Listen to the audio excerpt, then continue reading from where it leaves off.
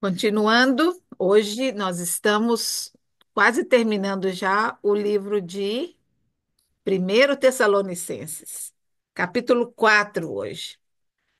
Esse capítulo é um capítulo cheio de informações, de diretrizes para aquelas pessoas que realmente querem levar a sério o caminho, a jornada, né, da fé com Deus. E lembrando outra vez um pouquinho, porque Paulo vai falar muito hoje, no capítulo de hoje, sobre a igreja de Tessalonicenses. E a gente já viu que Paulo era orgulhoso dessa igreja, né? Então, uns detalhes que eu não sei se eu mencionei no começo. A cidade de Tessalonicenses estava na rota para Roma, da Macedônia para Roma. E ela era uma parte do Império Romano. Então, assim, Tessalônica era uma daquelas cidades como Corinto, onde tinha muito comércio, tinha muito trânsito de pessoas de todos os lados. Então, era uma cidade cheia de mitologia, de loucuras, de promiscuidade, prostituição, roubalheira. Então, assim, a gente vê que essa igreja de Tessalonicenses tinha muitos desafios. Mas Paulo só tinha coisas boas para dizer a respeito dessa igreja. Isso, assim, é tão lindo. Eu fico pensando, a gente comentou no primeiro capítulo, né, nas igrejas lá de Apocalipse, quando Jesus estava falando com João. E ele falando assim, de cada igreja, e ele falando, fez isso e isso, mas vocês falharam nisso, mas vocês falharam naquilo. Então, cada igreja lá de Apocalipse, eu até recomendei que vocês procurassem e lessem mais ou menos para ter uma ideia, né, dessas revelações que João teve. Mas essa igreja de Tessalonicenses, Paulo era orgulhoso deles, porque eles estavam totalmente decididos a seguir o evangelho que Paulo havia ensinado e não estavam desanimando com as provações, com os sofrimentos, com as perseguições, né? Então, por causa dessa influência, né, da cultura romana e dos deuses gregos, a gente já viu várias vezes, e vocês devem saber por estudar, que esses deuses da mitologia negra, cada um tinha uma característica, né? E muito acontecia nesses templos, né, desses deuses, acontecia muita promiscuidade. Tinham as mulheres que trabalhavam ali como prostitutas, eram parte do ritual de adorar aqueles deuses era a prostituição. Então, assim, Paulo vai adereçar algumas coisas hoje nesse capítulo, falando que, como a gente já viu antes, né, o velho homem que não conhecia a Deus, que não conhecia Jesus, fazia essas coisas, mas o novo homem tem que se abster disso, tem que buscar uma vida de santidade. Paulo vai falar muito sobre santidade nesse capítulo de hoje.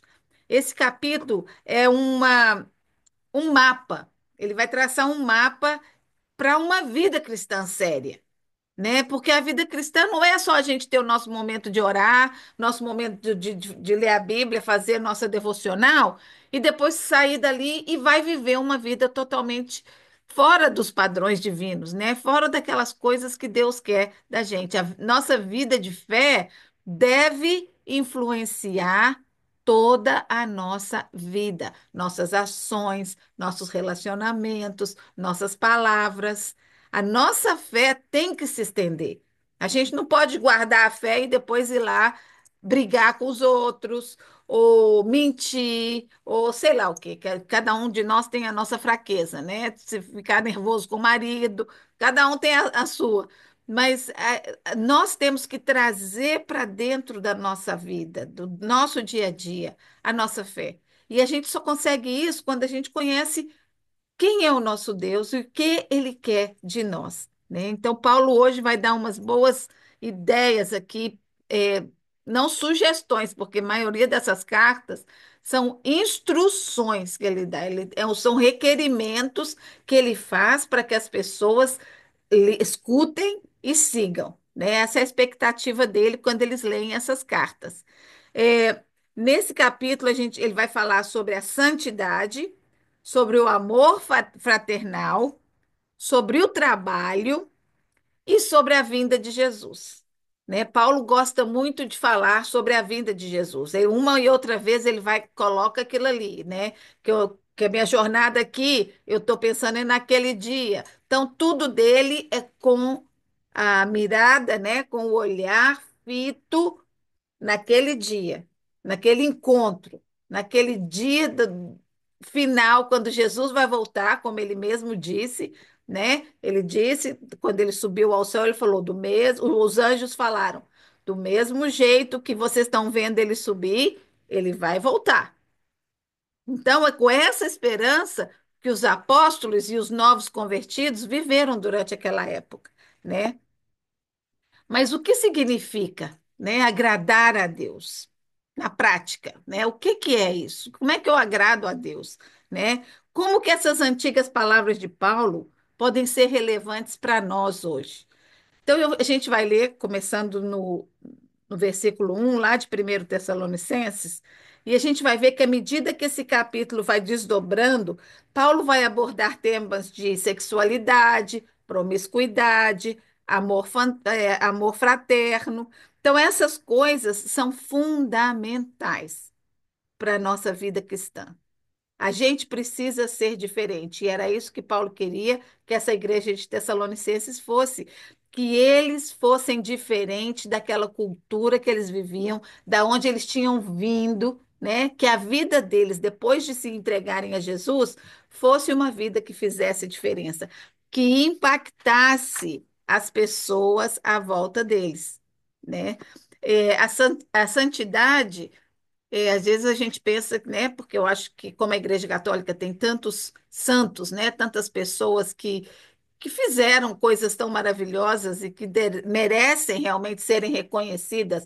Eu, como evangélica, não acho que eles mereçam ser adorados, mas eles merecem sim ser reconhecidos pelos que eles fizeram, como a gente reconhece os apóstolos que seguiram a Jesus, né? Mas a santidade não é para pessoas específicas. A santidade é para mim, para você, para cada uma de nós. É um requerimento que Deus quer de todos os fiéis, de todas aquelas pessoas que o buscam, né? E ela só pode existir no coração daquela pessoa que tem os motivos corretos. Lembram que várias vezes na Bíblia Deus falou: vocês estão sepulcros caiados, vocês estão aí com todo bonitinho do lado de fora, mas de dentro está tudo podre, né? Eu quero ver o de dentro. O que me importa é o que vocês são por dentro. E às vezes a gente quer botar uma fachada pensando que a gente está enganando a Deus, né? A gente pode até enganar as pessoas à nossa volta, mas a Deus a gente não vai conseguir enganar, né? Então vamos ler, versículo de 1 a 6. A vida que agrada a Deus. Quanto ao mais, irmãos, vocês aprenderam de nós como devem viver e agradar a Deus. Então, Paulo ensinava muito pelo exemplo, né? A gente vê aqui. E, de fato, vocês estão vivendo assim. Agora pedimos e o encorajamos no Senhor que continuem crescendo nisso cada vez mais. Pois vocês conhecem os mandamentos que lhe demos da parte do Senhor Jesus. A vontade de Deus é que sejam santificados e que se abstenham da imoralidade sexual. Cada um saiba controlar o seu próprio corpo de maneira santa e honrosa, não dominado pela paixão de desejos desenfreados, como os pagãos que não conhecem a Deus. A esse respeito, ninguém prejudique o seu irmão, nem dele se aproveite. Como já dissemos e advertimos, o Senhor é o vingador quando se trata de todas essas práticas. Então, o que que Paulo está dizendo aqui? Ele está dizendo que abster-se, né, das impurezas sexuais, porque eu acho assim, é, eu lembro quando eu era menina, adolescente, né, o meu desejo maior era assim, casar virgem, né? Eu acho, para mim era a coisa mais importante. Eu consegui ficar até bastante tempo, até 29 anos. Mas eu acho que quando você tem, a Bíblia fala que quando o homem se une à mulher, os dois se tornam uma só carne, né?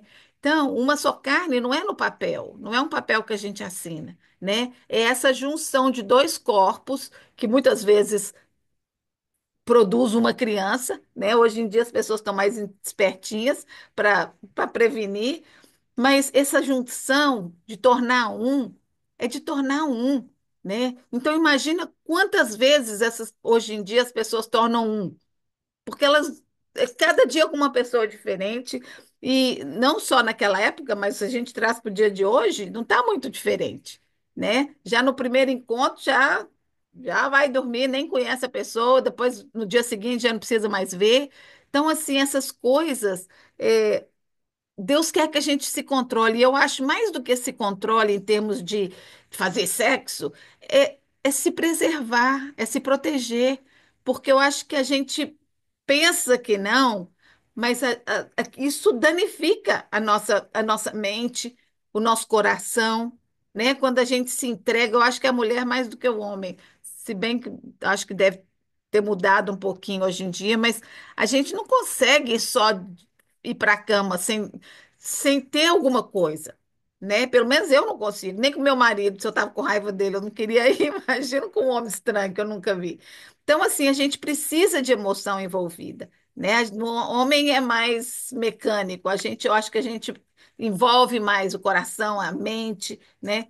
Então, assim, Paulo quer que a gente cuide das nossas emoções, que a gente cuide dos nossos ímpetos, né? E dominar, gente. Eu acho assim, dominar o desejo. Como é que a gente quer que os nossos maridos controlem, né? A gente não quer que. Imagina quantos desejos os maridos têm olhando aí na televisão, ou essas mulheres que andam na rua todas sem roupa. E eles precisam se controlar. E a gente fica feliz porque eles se controlam, né? E é assim que Deus quer da gente. Ele quer que a gente controle, não por obrigação, não porque eu vou seguir uma regra, uma, uma fé, uma religião de regras. Não, mas é porque eu amo o meu Deus e eu quero fazer algo que agrade a Ele, né? A gente e os nossos maridos se controlam porque eles nos amam, né? Porque eles querem se preservar para nós. E a mesma coisa a gente com relação a Deus,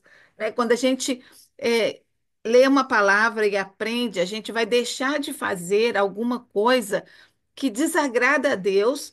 Não porque tenho medo da punição, ou não porque eu quero um favor, não, mas é porque eu amo ele demais.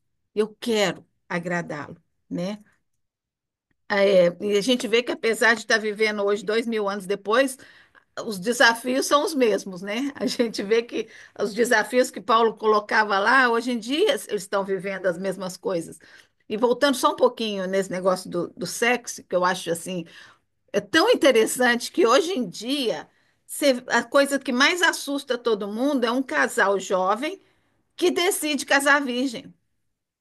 Assim, todo mundo fica, "Ah, nossa, como que pode, né?" Outro dia eu vi um casal que não tinha nem beijado durante todo o tempo de namoro, porque eles decidiram que eles queriam se preservar um para o outro para que ele então, assim, essa é a escolha de cada um. Não vou falar que isso está certo ou que não está. Cada um escolha, mas me impressiona é que como que isso todo mundo fica regalado, né? Devia ser o contrário, né? A gente devia ficar assustado com o outro lado. Mas a gente fica assustado quando a gente vê alguém querendo fazer uma coisa que vai contra a maré, né? E é isso que Deus quer da gente. Ele quer que a gente vá contra. Lembra do The Chosen, né? Os peixinhos que vão tudo, o peixinho encontra com Jesus e vai dançando para o lado errado, para o outro lado. Por quê? Porque é uma viravolta que a gente faz, né? Na nossa mente e no nosso coração. Lá em Romanos, tem aquele versículo, Romanos 12: não se amoldem ao padrão desse mundo, mas transformem-se pela renovação da vossa mente, para que vocês experimentem a boa, agradável e perfeita vontade de Deus. Né? Às vezes a gente escuta a mesma coisa tantas vezes que passa a ser comum, né? E a gente precisa entender que Deus não se molda a as coisas. Deus não rejeita ninguém, nunca. Ele nunca vai rejeitar ninguém, mas ele não vai se moldar às transformações culturais. Ele é o que ele é. Ele é o mesmo ontem, hoje e vai ser para sempre, né? Então, mas ele vai sempre receber as pessoas que chegam a ele, independente da mente, da ideia, do que pensa, do que aceita, Deus recebe. E ele, o Espírito Santo, se encarregam de fazer transformações, se a pessoa quiser, né? Como aquele vídeo que eu mandei daquele homossexual que foi batizado, né? Que ele falou: Eu entrei aqui, era homem ou mulher? Uma mulher e estou saindo o homem que Deus fez, né? Então, é aquela mudança radical que só Deus pode fazer, né? Que não existe sem a atuação do Espírito Santo. Paulo elogia a igreja de Tessalonicenses, ele fala aqui, ó, vocês já estão fazendo, mas continuem, né? Não desanimem, continuem fazendo bem, continuem amando o próximo, né? Ele insiste para que eles se aprofundem na fé cada dia mais, né? Que eles não se acomodem, que é tão fácil a gente acomodar, né? Ah, estou indo aí na igreja toda semana, aí eu vou, bato meu ponto, né? Fui. Aí a gente acaba vivendo uma vida que acomoda. Não, Paulo fala, não se acomodem, né? Pois vocês conhecem, ele fala que onde que ele falou que é para continuar? Agora pedimos e encorajamos no Senhor que continuem crescendo cada vez mais. A gente não pode estagnar. A vida do cristão tem que ser de glória em glória, crescendo a cada dia. Hoje eu conheço um pouco mais de Deus do que eu conhecia ontem, né? Esse deve ser o nosso desejo. Aí, continuando o versículo 7. Porque Deus não nos chamou para a impureza, mas para a santidade. Porquanto aquele que rejeita essas coisas não está rejeitando o homem, mas a Deus que dá a vocês o Espírito Santo. Né? Então, homens foram instruídos por Deus para nos mostrar o caminho. Né? Jesus veio enviado de Deus para ser o nosso caminho, né? E ele ensinou, ele treinou aqueles homens que andaram com ele 3 anos para que eles pudessem continuar a obra depois que Jesus fosse embora, né?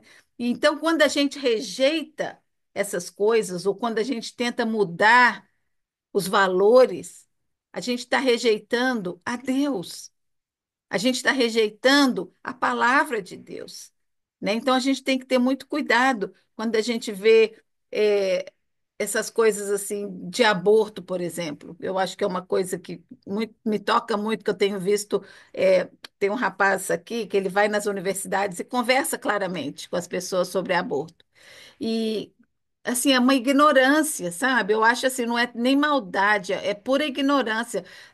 Esses jovens hoje em dia vão para a universidade, eu não sei para quê, porque não sabem nem biologia.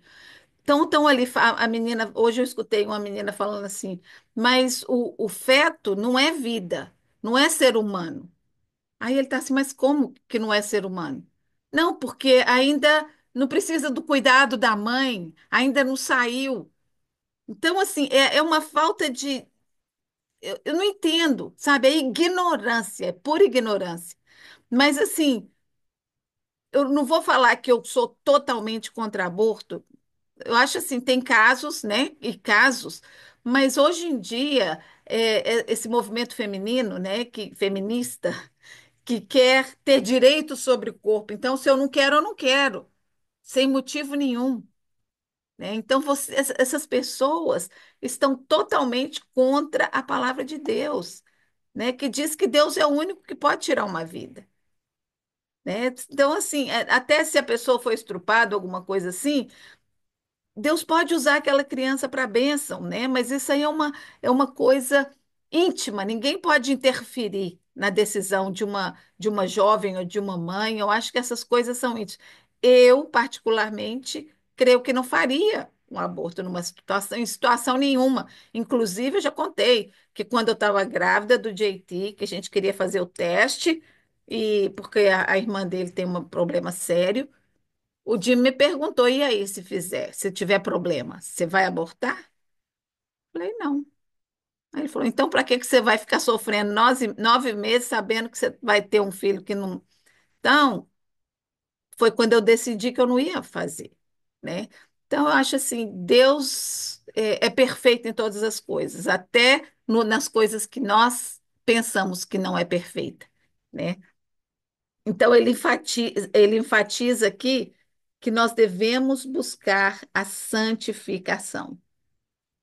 Deus não nos chamou para a impureza, mas para a santidade, né? A moralidade cristã é profundamente enraizada no amor ao próximo. Então, quando ele falou aqui em cima que a gente não deve usar as pessoas naqueles templos pagãos, né, daqueles deuses gregos, elas eram usadas para a promiscuidade, né? Elas estavam sendo usadas para um sacrifício ou uma adoração que não era o que Deus quer das pessoas, não era para Deus de verdade, né? Então Paulo queria que essas pessoas, que os cristãos de Tessalônica se afastassem desse tipo de coisa e que cada um cuidasse um do outro ali dentro do seu ambiente da igreja deles, né? Da comunidade. É, ele também diz que agradar a Deus vai além de regras. Trata-se de uma transformação interna, como eu falei antes, né? Deus quer que venha de dentro para fora, não de fora para dentro, né? A gente vai chegar para ele sujinho e é ele que vai limpando cada coração. Eu lembro da musiquinha que eu cantava, meu coração era preto, mas Cristo aqui já entrou e o seu precioso sangue, tão alvo assim o tornou, né? Então, o coração da gente nasce preto pelo pecado. Mas o sangue de Jesus faz com que ele seja alvo, limpo, né? Que nos dê acesso à presença de Deus. Continuando, versículo 9.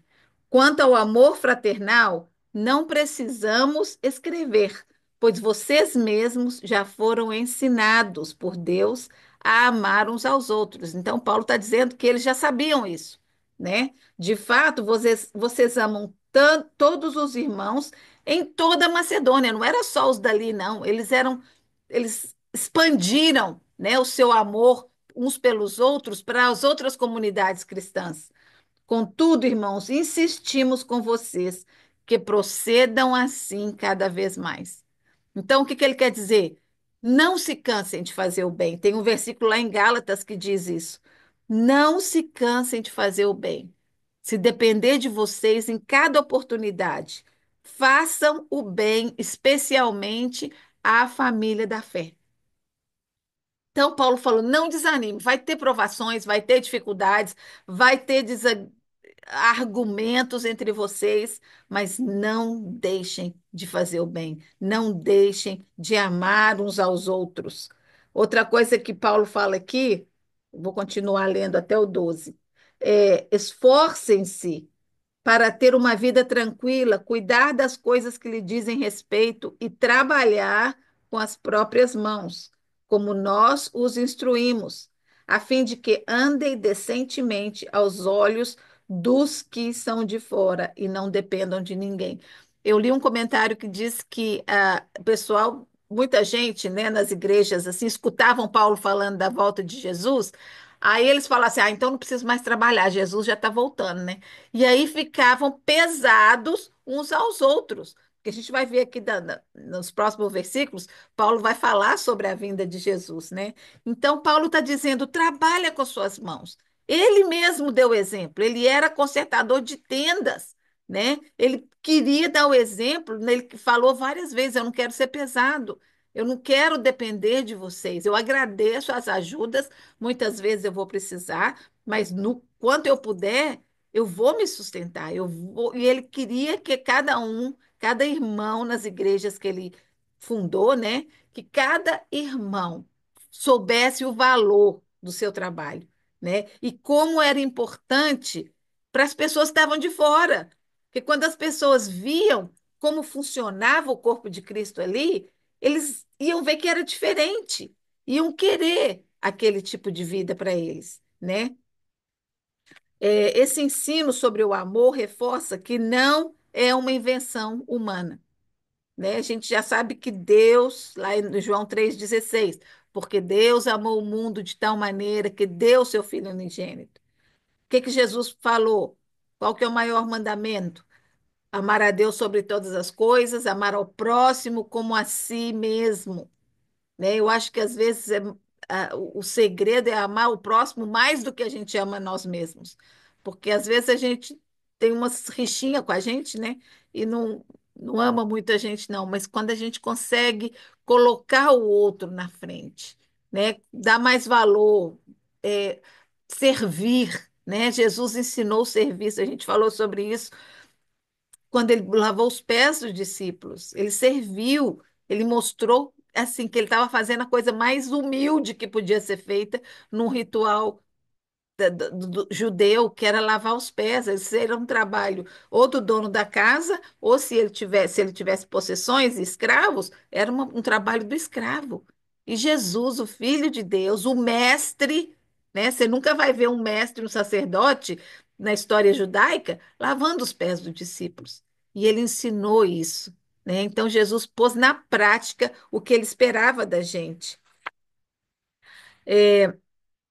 Como a gente pode notar, não apenas aqui, mas na Bíblia inteira, o Evangelho é mais do que seguir regras, rituais, orações. O Evangelho é ação. O Evangelho é buscar a Deus sobre todas as coisas, é buscar a santidade, né? Aplicar o que a gente aprende. Não adianta nada a gente abrir a Bíblia, ler, ou vir aqui no estudo, ou vai na missa ou na igreja e aí depois sai daí, e nem lembra mais o que foi falado, não aplica essas coisas na nossa vida diária.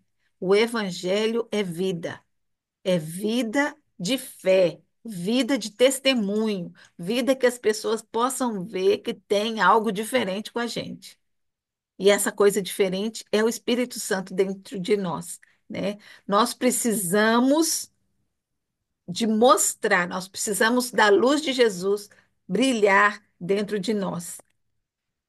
Lá em Paulo, em segunda carta de Paulo, eu acho que eu escrevi o versículo aqui. Yeah. Olha só o que Paulo estava falando para essa mesma igreja. Ele escreveu duas cartas. Não sei se escreveu uma e foi de duas vezes, mas que diz assim: ouvimos que alguns de vocês estão vivendo desregradamente, não trabalham, mas se intrometem na vida alheia. Adoro Paulo, ele fala mesmo, tá nem aí. Tais pessoas ordenamos e exortamos do Senhor que trabalhem e comam do seu próprio pão, né? Então, assim, chegou no ouvido dele que tinha gente lá que não tava querendo trabalhar muito, não, né? Então, ele vai, bota lá uma notinha na carta dele para essas pessoas, né? Então, ele, agora, nos próximos versículos, ele vai esclarecer com detalhes sobre a vinda de Jesus. E eu vou mandar o texto para vocês essa semana, porque muita gente questiona, né? Ah, mas como que Paulo sabe? Paulo primeiro, ele era estudioso da palavra de Deus. Segundo, Paulo passou muitos anos antes dele começar o ministério estudando com os discípulos, aprendendo sobre a vida de Jesus, o que que ele tinha ensinado, o que que ele tinha falado. E terceiro, Jesus, o próprio Jesus, falava com Paulo. Várias vezes a gente viu isso no livro de Atos, né? Que Jesus falava com ele. Então, as coisas que a gente vê aqui, que ele vai falar, tem algumas coisas que estavam, que Jesus disse, lá em Mateus, em Lucas, em Marcos, e tem outras que pode ter sido algo que foi revelado a ele pelo próprio Jesus, como Jesus revelou a João. Lá na ilha de Patmos, o livro de Apocalipse foi uma revelação a João das coisas que iriam acontecer, né? Então vamos ver aqui, de 13 a 18. Irmãos, não queremos que vocês sejam ignorantes quanto aos que dormem. Isso quer dizer quanto aos que já morreram, tá? Muitas vezes a palavra dormem na Bíblia significa morto. Lembra, não, Lázaro, que Jesus falou, Lázaro está dormindo. Não, se adormeceu. Aí os discípulos falaram: não, então para que que a gente vai lá? Já está dormindo, tá? Então ele sarou, né? Não. Aí Jesus falou: não, Lázaro morreu. Ele deixou claro, né? Então aqui é a mesma coisa. Não sejam ignorantes quanto aos que dormem, para que não se entristeçam como os outros que não têm esperança. Se cremos que Jesus morreu e ressurgiu, cremos também que Deus, por meio de Jesus, trará com ele os que nele dormiram. Conforme a palavra do Senhor, dizemos a vocês que nós, os que estivermos vivos, os que ficarmos até a vinda do Senhor, certamente não precederemos os que dormem. Aí, aqui é que ele dá o detalhe de como que vai acontecer. Porque, dada a ordem, com a voz do arcanjo e o ressoar da trombeta de Deus, o próprio Senhor descerá dos céus e os mortos em Cristo ressuscitarão primeiro. Depois, nós, os que estivermos vivos, seremos arrebatados com eles nas nuvens, para o encontro com o Senhor nos ares. Assim, estaremos com o Senhor para sempre. E olha como que ele termina. Portanto, consolem-se uns aos outros com essas palavras. Então, nós, os cristãos, não nos desesperamos quando a gente perde uma pessoa querida, porque nós sabemos que é só um até logo, é só um see you later. Claro, fica um vazio. A gente chora, Jesus chorou quando Lázaro morreu. Tristeza é parte desse lado da terra. A gente fica triste, mas a gente não se desespera. Existe esperança para aqueles que estão em Cristo.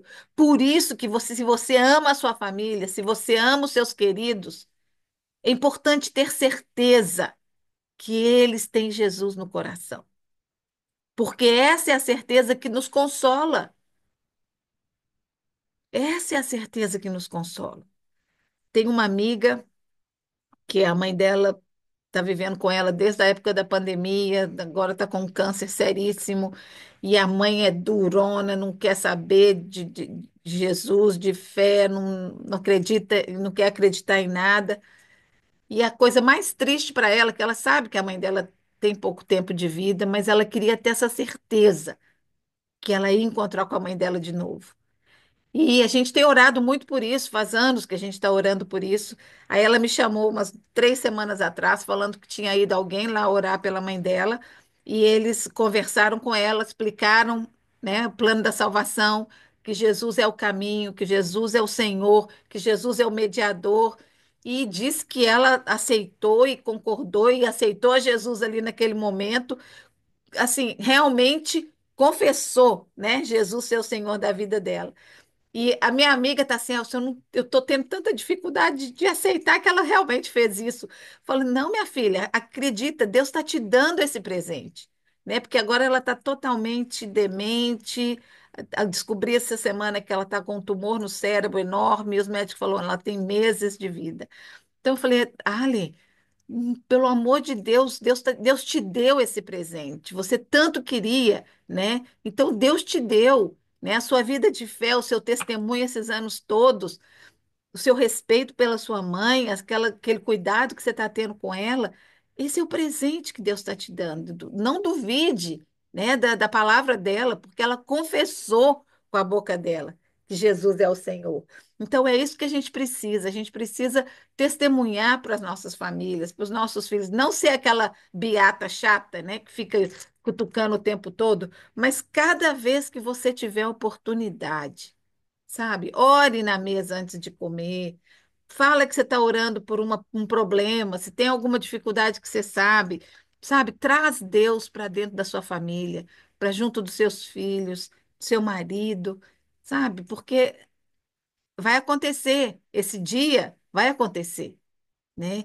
E aquela certeza de que vamos estar juntos só pode ter aquela pessoa que tem Jesus no coração, né?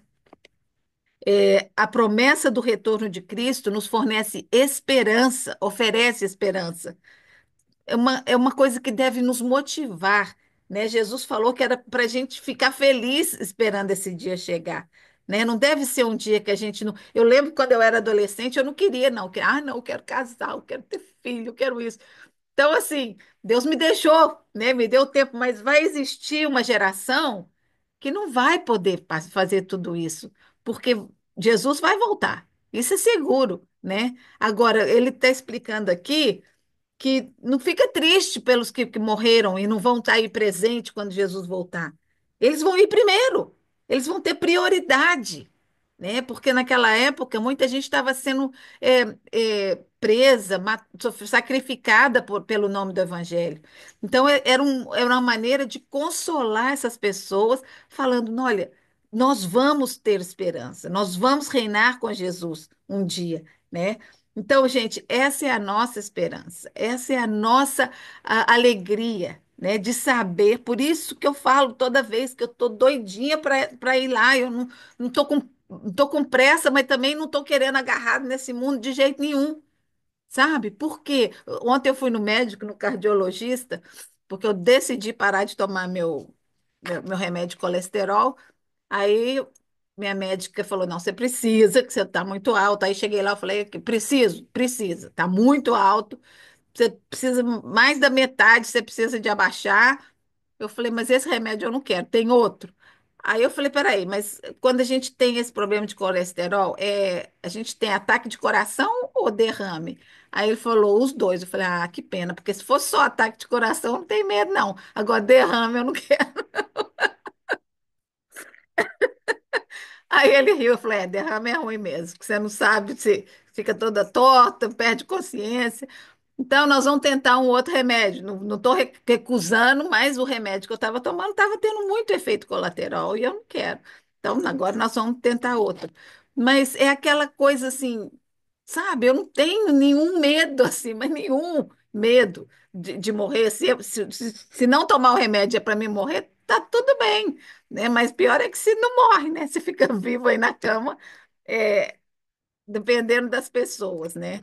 Mas voltando aqui no que é, né? Eu quero que vocês, eu queria passar isso para vocês, sabe? Não tenham medo, porque nós estamos ao lado de Jesus, ele está conosco no barco. O Espírito Santo está dentro de nós, né? Todos nós temos o nosso diazinho marcado lá. Ninguém vai de véspera, só o peru de Thanksgiving. Ninguém vai de véspera. Temos o nosso dia. Enquanto esse dia não chega, eu escutei uma mensagem essa semana que quando a pessoa morre na lápide, né, tem o ano que nasceu, uma, uma marquinha assim, como é que chama aquele negócio? Dash, né? E o ano que morreu.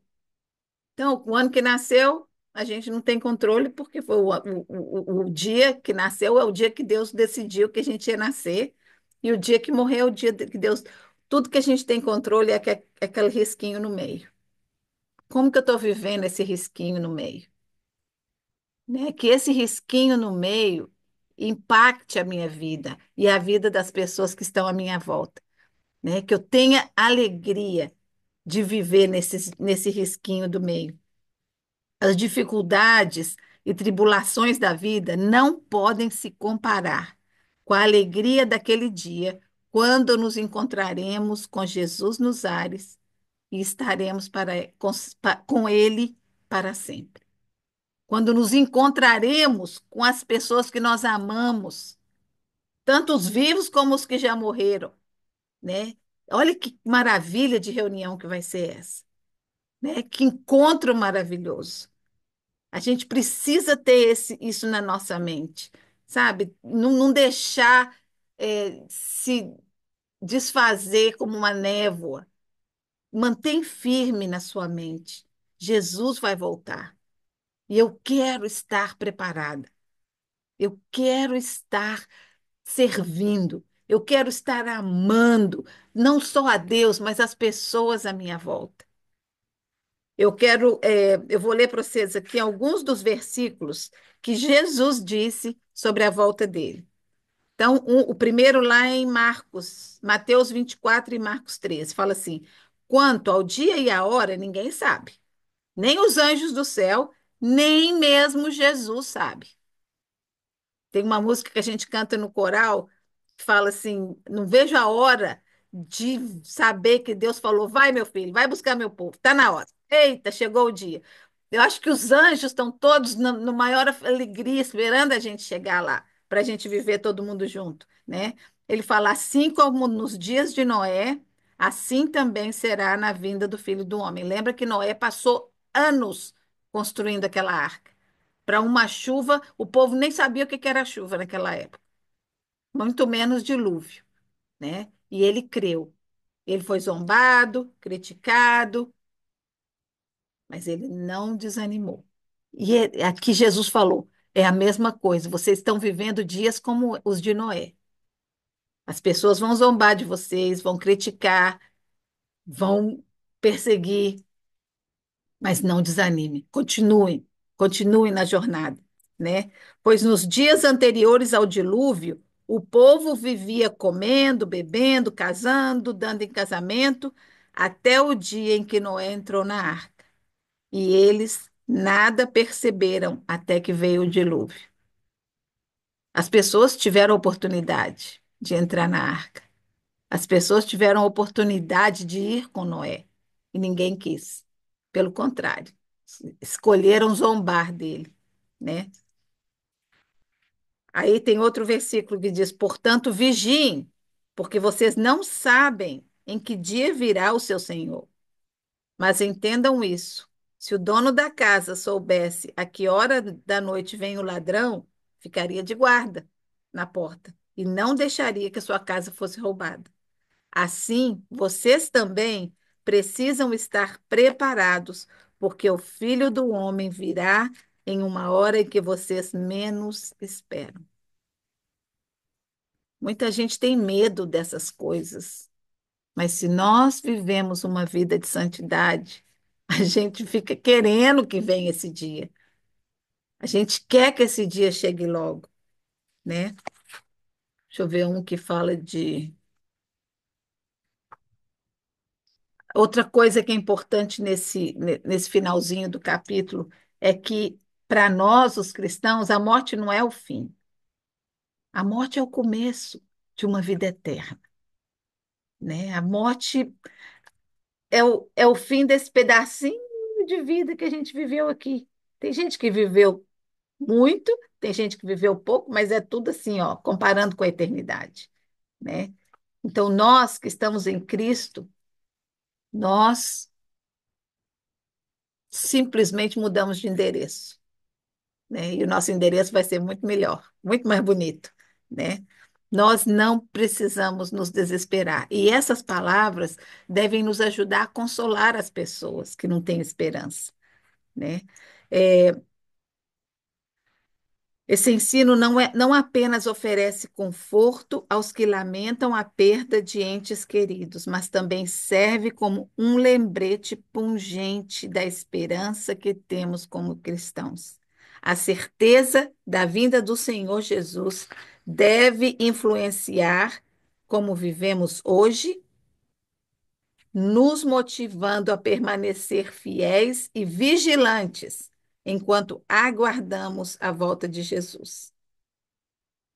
Então, estejamos atentos, estejamos vigilantes, estejamos ansiosos para esse encontro com o noivo. Nós somos a noiva, e a noiva o que ela mais quer é que chegue o dia do casamento, né? O noivo deve ficar triste quando ele vê pessoas no corpo dele, né, na igreja de Cristo, que primeiro não querem que ele volte, ou que não estão desejando esse dia, ou que estão apáticos, simplesmente indo com as going with the motions, né?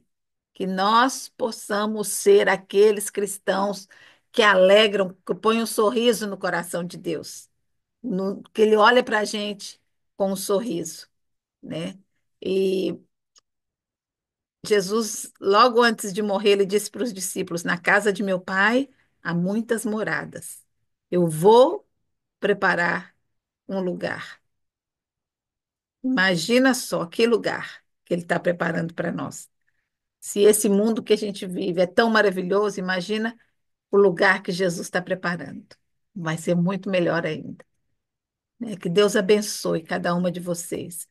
Queria que essa semana a gente pensasse bastante sobre isso, né? Qual é a minha postura diante da volta de Jesus? Eu quero, estou desejando esse dia com todo o meu ser, e a gente só vai desejar quando a gente desenvolver a nossa salvação, desenvolver a nossa fé, desenvolver a nossa santidade. Então, vamos buscar uma vida de santidade, mais ainda essa semana, mais pertinho de Deus, mais pertinho de amar uns aos outros, de seguir a sua palavra, né? Que Deus abençoe vocês. Como diz um outro versículo, Maranata, vem Jesus.